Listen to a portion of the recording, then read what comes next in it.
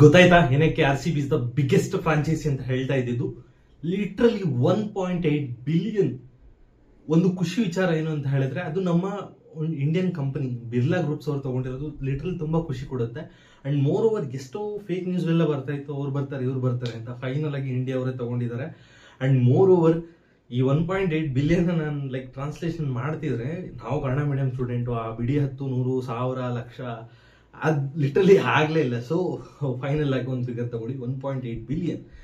ಇಲ್ಲಿ ಏನಾದರೂ ಟೆನ್ಷನ್ ತಗೊಳ್ಳೋ ಅವಶ್ಯಕತೆ ಇದೆಯಾ? ಅಫ್ಕೋರ್ಸ್ ಯಾವುದೇ ತರ ಇಲ್ಲ. ಪ್ರತಿಯೊಂದು ಆಸ್ ಇಟ್ ಈಸ್ ಇರುತ್ತೆ. ಜಸ್ಟ್ ಓನರ್ಸ್ ಮಾತ್ರ ಚೇಂಜ್ ಆಗ್ತಾರೆ. ಅಂಡ್ ಇಷ್ಟು ದಿನ ಅಫಿಷಿಯಲ್ ಆಗಿ ಬೇರೆಯವರು ಇದ್ರು ಕೂಡ, ಅಂಡ್ ನಮ್ಮ ಮಲ್ಯಣ್ಣ ಅವರು ಇದ್ರು. ಬಟ್ ಇವತ್ತಿಂದ official unofficial everything Birla group ಅವರು ಅಂತ ಹೇಳ್ಬೋದು. And moreover logo change ಆಗತ್ತಾ ಅಂತ ಹೇಳಿದ್ರೆ might be may not be 50-50 chances ಇದೆ. ಬ್ಯಾಕ್ ಗ್ರೌಂಡ್ ಅಲ್ಲಿ ಮಾತ್ರ ಸೇಮ್ ಇನಿಷಿಯಲ್ ಲೋಗೋ ಹಂಗಿರುತ್ತೆ. ಬ್ಯಾಕ್ ಗ್ರೌಂಡ್ ಅಲ್ಲಿ ಮಾತ್ರ ಬಿರ್ಲಾ ಅವ್ರದ್ದು ಒಂದು ಸೂರ್ಯನ್ ತರ ಒಂದು ಬರುತ್ತೆ. ಅದು ಮೈಟ್ ಬಿ ಮಾಡ್ಬೋದು, ಇಲ್ಲ ಮಾಡಲ್ಲ. ಓಕೆನಾ? ಸೊ ಎಲ್ಲ RCB ಫ್ಯಾನ್ಸ್ಗೆ ಒಂದು ಖುಷಿ ವಿಚಾರ ಏನಂತ ಹೇಳಿದ್ರೆ, ನಮ್ಮ ಇಂಡಿಯನ್ ಕಂಪನಿ ನಮ್ಮ RCB ನ ಅಕ್ವೈರ್ ಮಾಡಿದೆ ಅಂತ. Happy happy happy. 4 days to go Bengaluru.